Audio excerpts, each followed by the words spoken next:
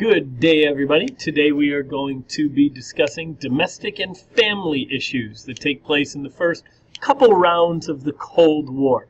Now, make sure you are watching this video first, and then you'll be able to turn your attention to the documents after this. Additionally, there's going to be a few times where I ask you to write something down, write a sentence, write a description, write an answer to a question down on this slideshow. If you don't do that, I'm not going to be able to give you full completion. And there's stuff at the very end, so those of you that are like, I watched the whole thing, but not the end, watch to the very end. And so these are issues on what's going on inside each country and within the alliances, our two big alliances, the Soviet bloc and then the NATO countries, the Western countries. So we'll start in the West because I'm biased, and we start with Great Britain. Now, Great Britain Labour Party wins a huge victory right at the end of the war. This is the party that ousts Churchill's Conservatives that Stalin was so gleeful about. And we're going to see the development and the creation of the welfare state in Great Britain. We've read about it, we've talked about it a little bit, and so this is the cradle to the grave concept. This is where the government is going to take care of people in pretty much every capacity, everything they're going to do. They're going to nationalize a lot of industries. Labour Party is also largely the one that's focusing the rebuilding effort, from the London being bombed to trying to fix the economy to trying to get the people off rationing, which they still are for a long time in England, still trying to get over the impact of the war. We're also going to see them develop the special relationship with the United States, where they saw this Anglo-Atlantic connection, and England saw themselves separate from the rest of the continent. This is one of the things that eventually really peeves off France. It's going to be the Labours that also has to deal with a lot of issues of decolonization. We're going to see a lot of England's empire start to pull apart, start to fringe apart. Especially India is going to be one of the big ones. And then they're going to try to replace that with the concept of the Commonwealth, with these countries that we've talked about before, that's supposed to replace the empire. Now, the Conservatives come back in control in 1951, and they hold power for over a decade. They are going to continue the rebuilding efforts, continue the modernizing efforts. And they preside over an initial period of economic growth, and so everybody's very big on the Conservatives for a while. But then things stagnate. Then things get a little bit, not a little bit slowed down, significantly slowed down. Now, they continued the welfare state. They did not dramatically reverse the policies of the Labour Party of this welfare state, but they are going to, in their new initiatives, promote economic liberalism and less state involvement. They win on the slogan in 1959, Britain never had it so good, and then that's when things start going downhill, actually. And then we talked about the European Economic Commission in 1963. They're not allowed into that. We'll touch on that, or we have touched on that, rather. And they also have to come to terms with a declining role in world affairs. Again, like we said, with the Suez Crisis, that England just isn't the superpower that it had been. And they want to try to continue punching above their weight. And it's one of the reasons why they form such a close relationship with the United States. Now, the next event I just want to bring up here, just because it's kind of a funny little side event, they call it the Cod Wars. There's essentially a series of reoccurring conflicts between Great Britain and Iceland over fishing rights, over who has rights to what areas. And Icelandic gunboats destroy some British fishing gear because they say it's in their sovereign waters. And so it's just kind of a little side point here, but it also does show Iceland's importance in NATO. They are a midway point between the United States and Europe, specifically the Soviet Union. And so as far as early detection of weapons, and Iceland was briefly important here. So, from England we then go to France, and France is on their fourth republic now. This lasts from 1946 to 1958. This is also going to tie into your reading that you're doing after this. And the Fourth Republic goes through a period of economic growth and rebuilding. They're trying to rebuild their countryside from the devastation of World War II. they're also really trying to overcome a lot of the reputation of collaboration with the fascists. And so that's something that they're working really hard to kind of rewrite the history and kind of play up the resistance. Now, they also create a welfare state, Social Security, health care, unemployment, disability, and so they create a similar healthcare state that in fact it's even more entrenched than the one in England. That being said, there's a lot of instability going on here. And so they have a lot of different coalition governments that just can't seem to get everything together. Now, the Fifth Republic is going to come into being from 1958 until today. This is still the government they're on, so way to go, France. This is a long time running. De Gaulle and France begin to exercise a disproportionate influence in European affairs, basically with it just being Western Europe, and with England focusing on its special relationship with America. France is really a big-time leader. So like it says, Great Britain is stagnating. France emerges as the global power. Now, they support European unity. We're going to see them support European unity every step of the way, but it's their version of European unity. Basically, they do not want to give up any sovereignty, and they don't see this as an equal relationship. They want a unified Europe, but they want one that they are leading. And so they want their own nuclear weapons. They want a NATO led by France, Great Britain, and the United States. They want a European Economic Commission that's led by France and Germany. And so they want a dominant role in European affairs. And then they actually signed a treaty with Western Germany that bring the states closer together. This is their former enemy. And it's supposed to check the power of NATO, the European Economic Commission, and the Great Britain-U.S. relationship. This is supposed to be bringing these two superpowers together. So now, since we discussed Britain and France, I want you to take a second and go back to Britain, and I want you to write one sentence that describes Great Britain in the early Cold War years. And then I want you to go ahead and do the same thing with France. Write one sentence that describes France in the early Cold War years. Again, this is the type of thing that if you don't do this here, I'm not going to be able to give you full credit for this domestic issues. So take a minute and do that. And we're back. So now we're going to talk about West Germany. Now we're going to talk about West Germany, the Federal Republic of Germany. The first chancellor after the occupation is Konrad Adenauer. And he is center-right, so he is not a die-hard socialist, and he's pretty moderate. The Christian Democrat Union is the name of his party. They're going to actually dominate German politics for decades. And one author, one historian, described him: in his years in power, Germany has achieved prosperity, democracy, stability, and respect. And I think this is really important. We have to put this in the context of post-Nazi World War II era. This was the country that everybody hated, that everybody could agree on was wrong and evil. And he is really pulling them back into the global sphere. He really pushed full alignment with the West. He wanted full alliance with the West. Originally, it was supposed to be neutral, much like we see Austria go neutral. But he wanted full alliance. And he, in fact, pushes that by forging close relationships, both political and personal relationships, with France and the United States. And the thought is that if he could make allies with these two former enemies of Germany, that is going to pull them back into the global community.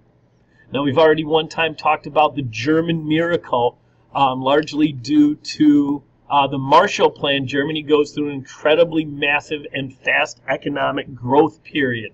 And so this German miracle helps them build up in a way really unprecedented in European history. And as we've already alluded to, in 1955, Germany becomes a full sovereign state. They're allowed to join NATO. They're actually allowed to rearm. So this huge fear of disarming Germany after the war and taking away their ability to wage war and not wanting a strong Germany again, they are allowed to, on a limited level and on a monitored level, to rearm. And part of that is because the United States and Great Britain think it's so important, so vital to have a Germany on the front lines of defense against the Soviet bloc and the Soviet Union. So now I want you to take 1 second here and I want you to write a sentence. Why was Germany so important? Why was this so crucial? Why was this state so crucial to the success of the West? So now I want to talk about strains within NATO, so tensions within NATO. And we briefly alluded to this when we talked about the Suez Crisis, that things aren't all hunky-dory. Yes, they are unified against the Soviet Union, but within there's still issues, and these are some of these domestic or family issues that we talk about. One of them is de Gaulle and his aggressive nationalism, how he wants France to be the leader of Europe, and that really rubs a lot of people the wrong way. There's a lot of differences between the U.S. and Europe on the role of NATO and what role NATO should play in world affairs. The U.S. wants NATO to be an aggressive military force against the Soviet sphere, whereas Europe sees them more as a last line of defense. Now, a big question about this is the role of the nuclear deterrent, the United States' nuclear deterrent. And essentially, the United States is saying, don't worry about being aggressive with the Soviet Union because we have nuclear weapons. To which Europe says, oh, great, but we don't really want those used in Europe because the Soviet Union has nuclear weapons also. And so they kind of see it as it's real easy for us to talk about a nuclear deterrent when we're on the other side of the hemisphere. Another level of strains within NATO is conflicts between NATO members over local issues, over domestic issues, not just against the Soviet bloc. These are things like the aforementioned Cod Wars. The Suez Crisis is an example that we talked about the other day. A big issue about troops. Who should man NATO? It's almost all United States troops. The United States is constantly asking Europe for more people to man NATO. And then economic issues over NATO. Who pays for it? The United States is saying, well, we'll supply troops but not pay for it, or we'll pay for it if you supply troops. And Europe's answer is essentially, yes, but you have more of both. And so there's going to be constant tensions within NATO really throughout the whole time. So what I want you to do right now is answer a question. It's a two-part question. What do you think is NATO's biggest issue here in the early Cold War, and why? Give me a sentence why you think that's their biggest issue.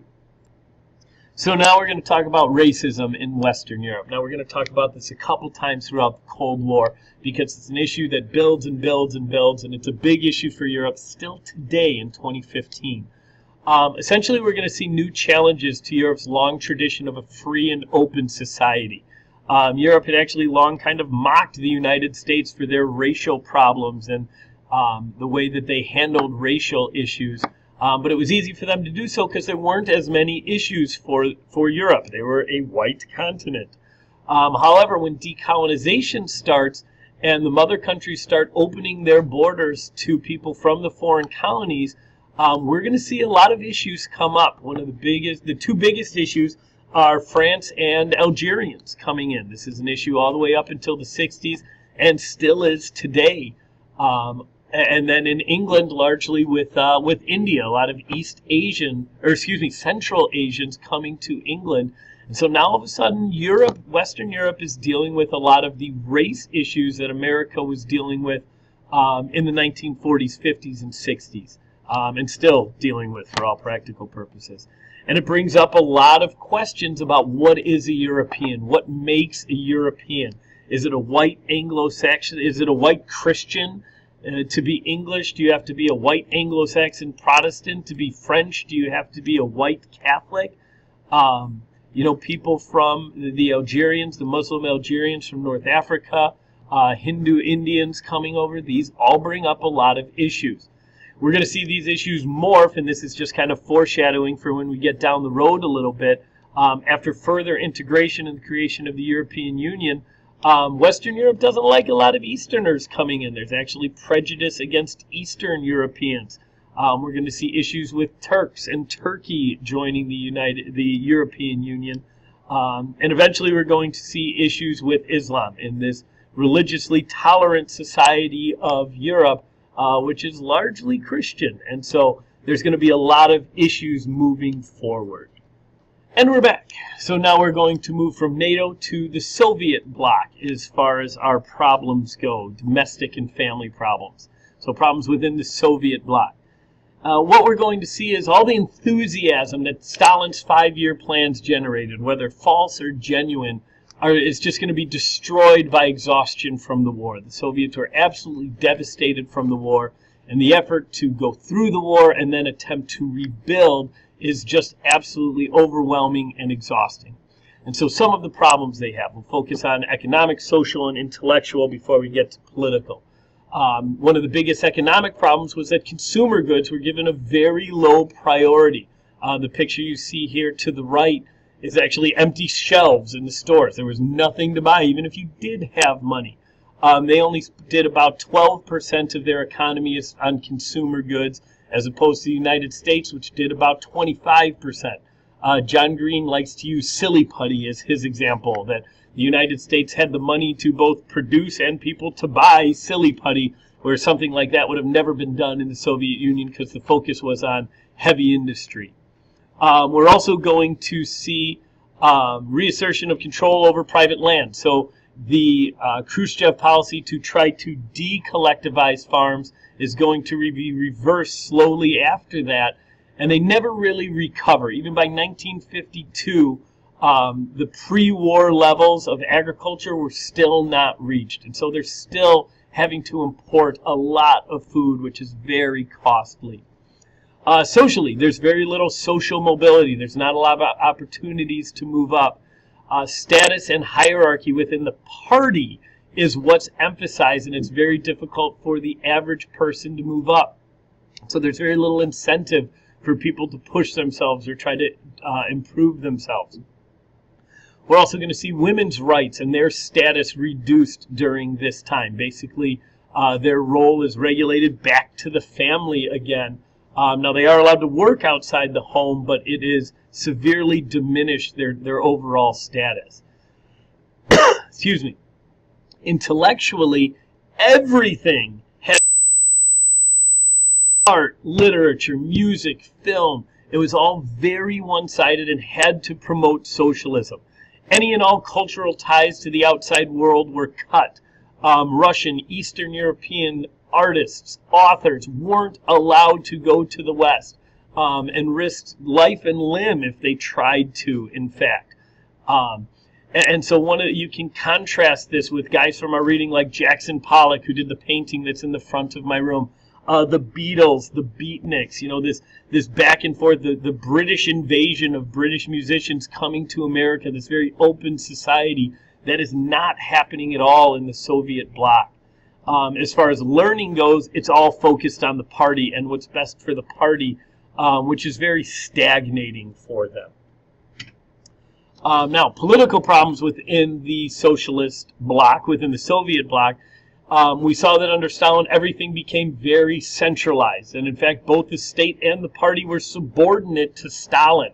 He used and even over time increased his use of terror, which for Stalin, going from the pre-war to increasing, is a lot.